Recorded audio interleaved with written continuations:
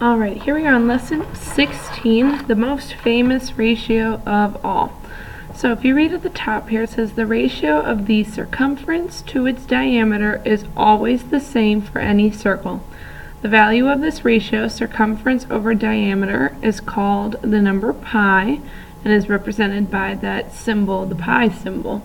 Right, remember, circumference is the distance around, so go ahead and write yourself a little note about that. Alright, and then if we keep reading, it says since the circumference is a little greater than 3 times the diameter, pi is a number that is a little greater than 3. Use the symbol pi to represent the special number. Pi is non-terminating, non-repeating decimal, and mathematicians use the symbol pi or an approximate representation as a more convenient way to represent pi.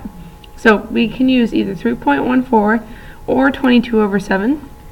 Alright, and then here where it says circumference of a circle is pi times diameter, so that means for our two formulas there's two ways you can write this: C equals pi d or C equals 2 pi r.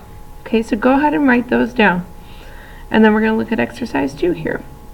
And it says the following circles are not drawn to scale. Find the circumference of each circle. Use 22/7 as an approximation for pi. So part A here, we have C, and they gave us the diameter this time, so we're going to do 22/7 for pi times 21/1. So if we cross divide, we get a 1 and a 3. So when we multiply, we get 66, and it's just centimeters for circumference.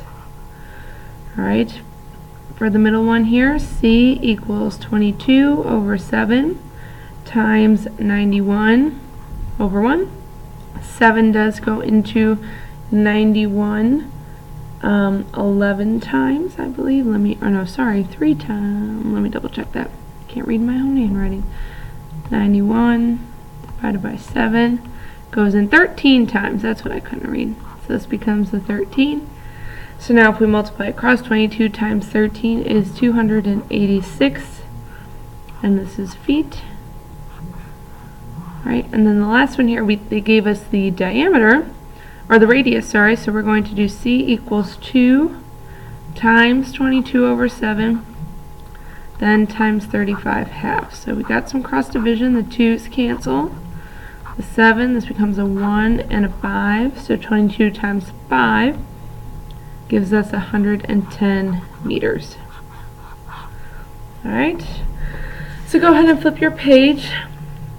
Part B says the radius of a paper plate is 11.7 centimeters. Find the circumference to the nearest tenth. Use 3.14. So we are just going to do C equals, and because they gave us the radius, we're going to use the 2 pi r version. So 2 times 3.14 times 11.7. So if you go ahead and pull up the calculator, we have 2 times 3.14 times 11.7. And it says we want to round to the nearest tenth, so we will round the 4 up to a 5, so we have 73.5 centimeters.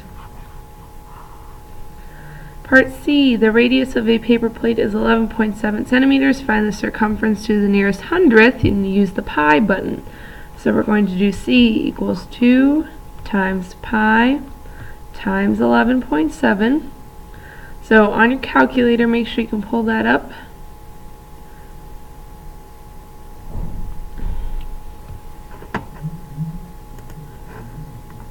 Alright, there, go ahead and change my calculator. So we have 2 times the pi button, then times 11.7. Alright, and we're going to round it to the nearest hundredth. So this will be 75.51. 75.51. Oh, not 75, 73. Yeesh. 73.51 centimeters. Alright, so the goal is that when you're putting this in your calculator, you're never changing or clearing out your calculator until you get a final answer. Part D, a circle has a radius of r centimeters and a circumference of c centimeters, write a formula that expresses the value of c in terms of r and pi. So that's just the formula c equals 2 pi r. And then E, the last one here, the figure below is in the shape of a semicircle. And remember, a semicircle is an arc that is half of a circle, so find the perimeter of the shape. So again, we're doing the circumference. So for a semicircle, we have a different formula. So we're going to have C equals still our pi d. But remember, we have to divide it by 2 because we have a half a circle. And then we have to add that diameter back in to include that line on the bottom. So we're going to use 3.14 for pi times our diameter 8 divided by 2, then plus the 8 again. So in your calculator, we're going to do 3.14 times 8 divided by 2, and this first part is 12.56.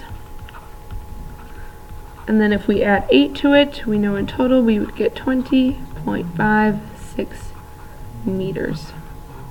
Alright, so that's all we're going to do for this lesson. We'll do some more practice with those formulas in class.